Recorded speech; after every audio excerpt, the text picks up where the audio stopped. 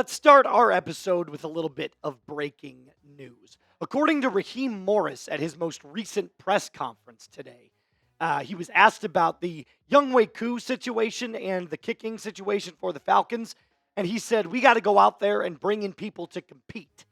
That's where we're at. But then in the same breath said, well, right now, Koo is still our kicker. So it looks like that sooner rather than later, you might see a kicking competition come in for the Dirty Birds. But the main subject of today's episode is that the Falcons lost to the Tampa Bay Buccaneers, to me, feels 100 times worse after doing a deep dive into the analytics. These analytics, by the way, are good things for the Falcons, which makes it so much more infuriating that we lost week 1 to a division rival. So on today's episode of Falcons Today by Chat Sports, I'm going to prove that the Falcons not only played better than the Tampa Bay Buccaneers, but are better than the Tampa Bay Buccaneers.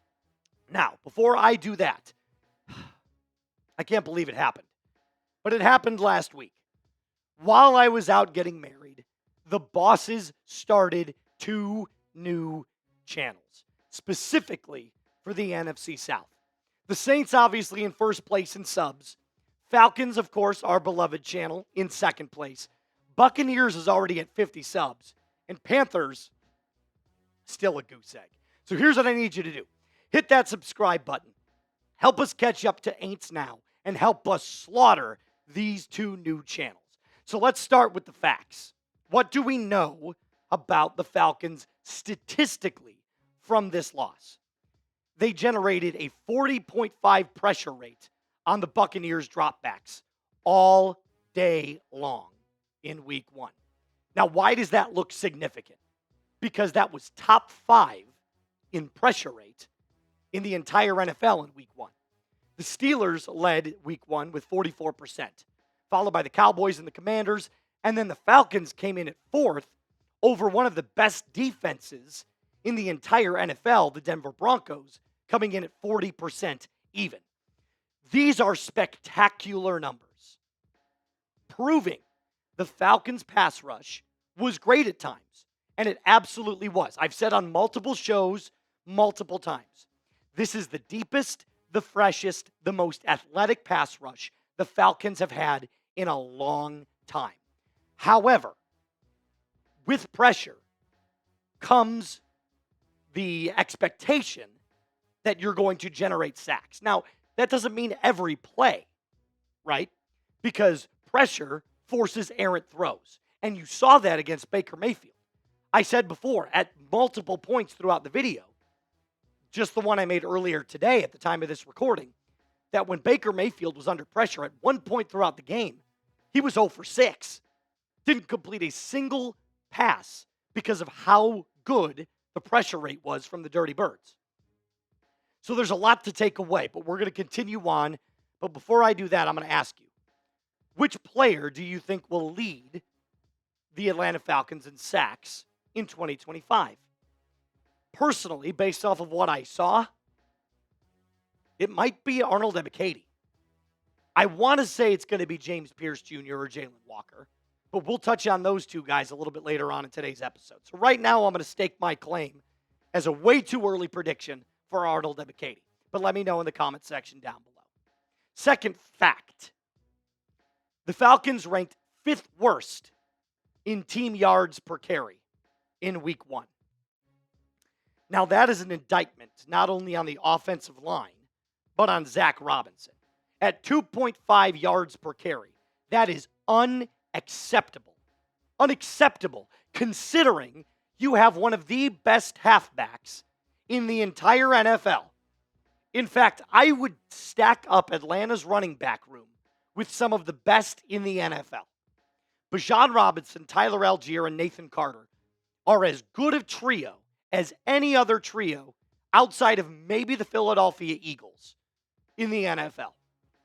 And I don't think you can, maybe the Buffalo Bills too. They have a really good 3-back trio.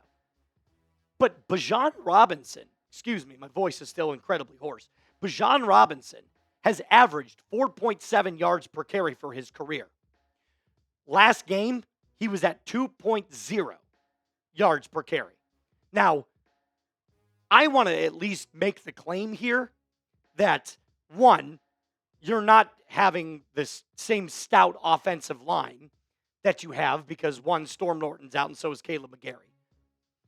But I would also argue that run play design is so important for your running backs, because if the offensive line is not being told which way to pull, which way to stunt, which way to block in its scheme, your running backs aren't going to go anywhere. I don't care if you have Walter Payton or Emmitt Smith. If you don't have a good offensive line, your running back can't do much. And that's exactly what you saw. And that's because of Zac Robinson. Stop running the pistol. Run more creative schemes, one that we'll touch on here in just a second. But before I get to that, let me tell you about our friends over at HelloFresh. You may have heard of HelloFresh before. And believe me, I have too. And I loved what they were doing before, but not like this, because they have completely saturated their menu. They send chef-crafted recipes and fresh ingredients to your home. But this summer, they made their biggest menu upgrade yet. This isn't the HelloFresh you remember. It's healthier. Feel great with an even better, healthier menu filled with high-protein and veggie-packed recipes. HelloFresh now helps you eat greener with new veggie-packed recipes that have 2 or more veggies. It's tastier as well. Get steak and seafood recipes delivered each week at no extra cost. There's 3 times more seafood on the menu now at no extra cost. Discover new seasonal produce each week, from snap peas to stone fruit to corn on the cob and more. The best way to cook just got better. Go to HelloFresh.com/FalconsChat10FM now to get 10 free meals plus a free item for life. 1 per box with active subscription. Free meals applied at discount on first box. New subscribers only. Varies by plan. That's HelloFresh.com/FalconsChat10FM to get 10 free meals plus a free item for life. I'll have all of that in the comments and description of today's video. So let's start, or continue, I should say,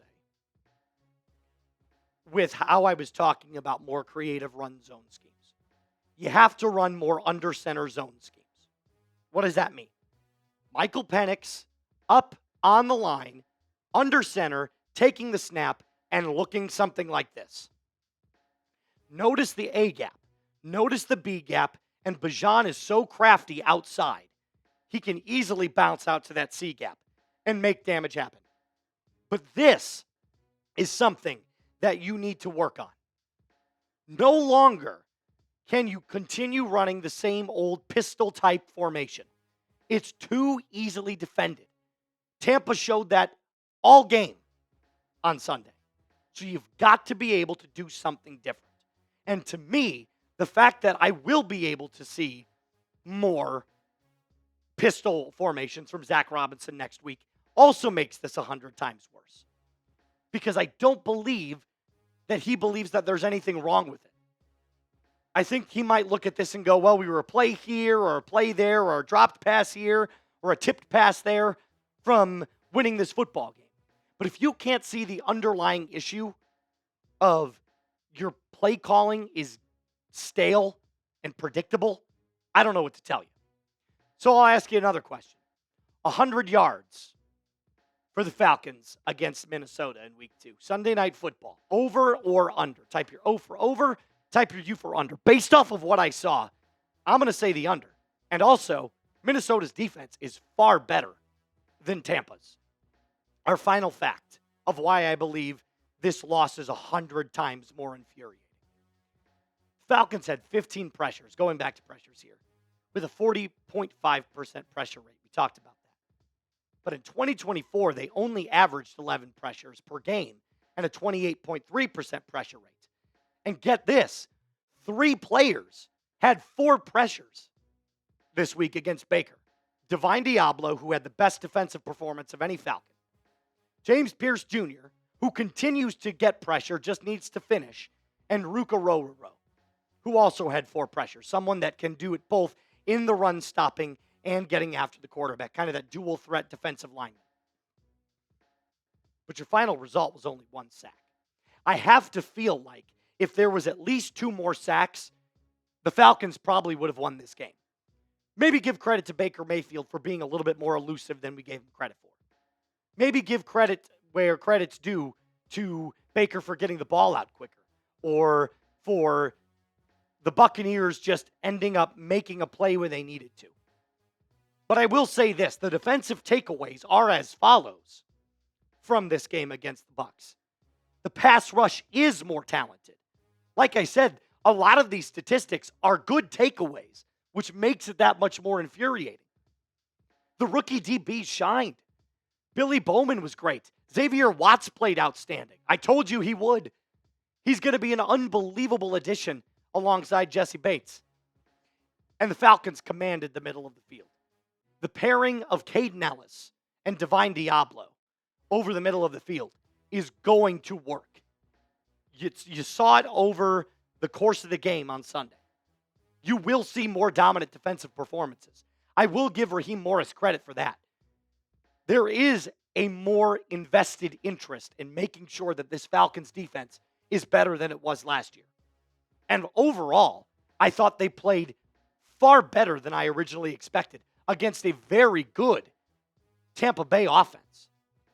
So, out of all the facts and takeaways, Falcons fans should be encouraged that there were some really good things to build upon going into week 2, but also that much more infuriated that the Falcons could not pull this off.